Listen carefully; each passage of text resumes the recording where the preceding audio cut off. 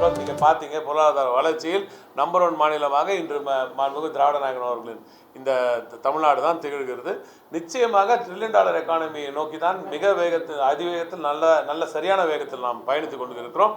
உலகத்தில் இருக்கிற பல்வேறு ஜியோபொலிட்டிக்கல் சுச்சுவேஷன்லாம் நீங்கள் பார்க்குறீங்க. இப்போ ட்ரம்ப் அட்மினிஸ்ட்ரேஷன் வந்த பிறகு அங்கே இருக்கிற சுச்சுவேஷன்லாம் பார்க்குறீங்க. இதில் பல இடத்துல கேன்சல் ஆகிட்டு கம்மியாகிட்டுலாம் இருக்குது. இன்னும் தமிழ்நாட்டு தான் நல்ல ஸ்ட்ராங்காக நம்ம அப்படியே பிடிச்சிக்கிட்டு இருக்கோம். ஏன்னா இங்கே இருக்கிற அந்த முதலீட்டு அந்த சூழல் மிக சிறப்பாக இருப்பதனால் பாதுகாப்பான ஒரு மாநிலமாக மிகுந்த டேலண்ட் மிகுந்த ஒரு மாநிலமாக தமிழ்நாடு இருப்பதனால் தொடர்ந்து என்னதான் உலகத்தில் நடந்தால் கூட தமிழ்நாட்டில் தொடர்ந்து நம்மளுக்கு பாசிட்டிவ் க்ரோத் வந்துகிட்டே இருக்கு. திராவிட நாயகன் அவர்களின் ஆட்சி நிச்சயமாக $1 trillion கனவு நினைவாகும். பொதுத்துறை நிறுவனங்கள் திமுக ஆட்சி காலத்துல தான் தனியாருக்கு கொடுக்கப்பட்டதுன்னு அதிமுக தரப்புல இருந்து சொல்றாங்க. எங்க கொடுத்தாங்க? அதான் நீங்க படிச்சு அடிச்சாச்சு. நாங்க அதை தாண்டி உங்களுக்கு என்ன இருக்குன்னு கூட இப்போ நம்ம நிதி அமைச்சர் உடனே கேட்டாரு. இன்னைக்கு அவங்க யார் கூட கை கோத்துட்டு நிற்கிறாங்க? அதிமுக அது பாஜகவோட கை கோத்துன்னு நிற்கிறாங்க. அதனால உடனடியாக நிதி அமைச்சர் கேட்டார். பட் அவங்களோட கொரோனாவும் இல்லை என்று சொல்லியிருக்கிறார், சட்டமன்றத்தில் சொல்லியிருக்கிறார். அப்படியே இருப்பார் என்று நம்புவோம், பார்ப்போம். திமுக அரசு அமைஞ்ச பிறகு 10 லட்சம் கோடி அளவுக்கான முதலீடுகள் நம்ம ஈர்த்திருக்கோம். எவ்வளவு பேருக்கு வேலை வாய்ப்பு உறுதி செய்யும்? 10,24,000 கோடி, ஏறத்தாழ 32 லட்சம் பேருக்கு வேலை வாய்ப்பு உருவாகும் அளவுக்கு அந்த எம்ஓஎஸ்லாம் சைன் பண்ணணும். ஒரு எம்ஓஇ சைன் பண்ண போதுமா முதல்ல வந்து எம்ஓஇ சைன் பண்ண பிறகு அவன் பலகட்ட அப்ளிகேஷன்ஸ் பண்ணணும். அதுக்கப்புறமா நிலத்தை வாங்கணும். சில பேர் ரெண்டல் இதில் போவாங்க.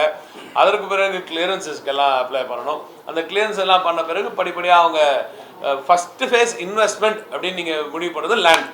ஒரு லேண்டை வாங்கிட்டு வரது சும்மா உட்காரக்கு போகிறதில்ல இல்லையா? ஃபஸ்ட்டு இன்வெஸ்ட்மெண்ட் ஒரு லேண்டோ இல்லை ஒரு ரெண்டல் அக்காமிஷோ ஏதோ ஒன்று எடுத்துட்டாங்கன்னா ஓகே, அதுலேருந்து நம்ம இன்வெஸ்ட்மெண்ட் கணக்கு பண்ணலாம். ஆனால் அந்த இன்வெஸ்ட்மெண்ட் கூட வராது தான் 2015 ஜிம்லேயும் சரி 2019 ஜிம்லேயும் நிறைய நடந்துச்சு. அது நான் ரொம்ப டீட்டெயிலாக சொல்ல வேணாம். சட்டமன்றத்தில் அது சும்மா திருப்பி வாக்குவாதமாக தான் போகுமே தவிர அவங்க ஒத்துக்க மாட்டாங்க. அதனால தான் அதுக்குள்ளே டீட்டெயிலாக போகல. 15 ரொம்ப மோசமாக இருந்துச்சு. 19 வந்து ஓரளவுக்கு நாமும் அவங்களுக்கு வந்து ஃபேராக இருக்கணும். ஏன்னா 19 வந்த பிறகு 20 வந்து கோவிட் வந்துருச்சு. அதனால் அவங்க கொண்டு வந்த அந்த திட்டத்தையும் அதை ஃபுல்லாத்தையும் கிளியர் பண்ண பிறகு கூட 36.23% தான் அவங்களோட இதை வந்துச்சு. நாங்களே முயற்சி பண்ணி அவங்க போட்டதாக சொன்ன எம்ஓஇசியும் நமது தலைவரோட ஆட்சி தான் அதையும் வந்து சரி செய்துச்சு. முடிஞ்ச அளவுக்கு பார்த்தோம் 36% அதில் கிளியர் பண்ணியிருக்கோம். இன்னமும் மீண்டும் அவங்க போட்டவங்க கிட்டலாம் கேட்டுட்ருக்கோம். சில பேர் வராங்க, சில பேர் இன்னும் வரல. பட் ஆனால் நம்ம கன்வர்ஷன் ரேட்டை பொறுத்தவரை பார்த்தீங்கன்னா இங்கே இருக்கிற தமிழ்நாட்டு நம்ம முதலமைச்சர் அவர்கள் போட்ட கன்வர்ஷன் ரேட்டில் ஏறத்தாழ போன முறை சொல்லியிருந்தேன் 50% பண்ணினா உலகம் ஃபுல்லாக சரி இந்தியா ஃபுல்லாக சரி ஒரு 25 to 30% தான் கன்வர்ஷன் ரேட் எப்பவுமே இருக்குது. 50% வந்தால் சூப்பர்னு சொன்னாங்க. அதான் ஜிம்மில் சொன்னாங்க. இப்போ நாங்களும் ஜிம்மில் சொன்னால் 50 இல்லை 60% நிச்சயமாக ட்ரை பண்ணுவோம் சொன்னோம். அதை சென்ற ஆண்டே அதை அச்சீவ் பண்ணும். சென்ற ஆண்டே இதே மாதிரி இந்த நம்ம மானிய கோரிக்கையில் நான் சொல்லியிருந்தேன்.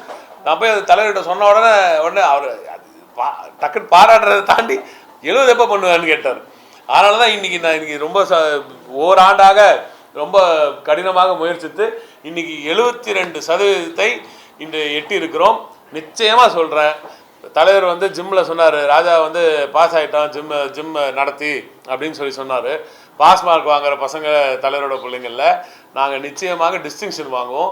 நிச்சயமாக டிஸ்டிங்ஷன் வாங்குற அளவுக்கு 80% தாண்டுற அளவுக்கு உழைத்து நிச்சயமாக அந்த கன்வர்ஷன் ரேட்டை கொண்டு வந்து நிறுத்துவோம். ஏன்னா நம்ம சைன் பண்ணதெல்லாம் உண்மையாக வரணும். இது மட்டும் தயவு செஞ்சு நல்லா நோட் பண்ணுவோம்.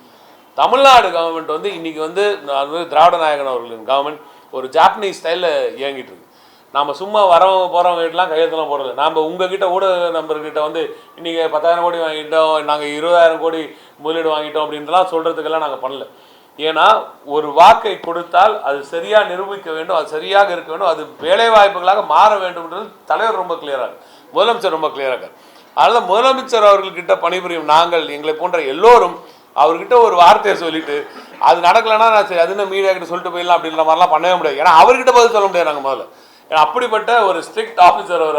அதை பொறுத்த வரைக்கும் எனவே முதலமைச்சர்கிட்ட ஒரு விஷயத்தை சொன்னால் நிச்சயமாக நடந்தாலும் தமிழ்நாடு கூட ஒரு எம்ஓயு சைன் பண்ணால் அது நிச்சயமாக நடக்கும். அதன் மூலம் அதுக்கிட்ட நம்ம உறுதி செய்திருக்கும் அந்த இன்சென்டிவ் பேக்கேஜ் இருக்கு இல்லையா, இதுதான் எல்லா நிறுவனங்களுக்கும் முக்கியம். வேறு எந்த மாநிலமும் இன்சென்டிவ் பேக்கேஜை சரியாக கொடுக்குறதில்ல. நாம மட்டும் தான் சரியாக கொடுக்குறோம். ஏன்னா நாம மட்டும் தான் முயன்றதை சொல்கிறோம். எங்களால் இவ்வளோதான்ப்பா கொடுக்க முடியும், வான்னா வா அப்படின்றத சொல்கிறோம். ஏன்னா இங்கே டேலண்ட் இருக்குன்னு நம்மளுக்கு தெரியும். அவங்களுக்கு நம்ம தேவை,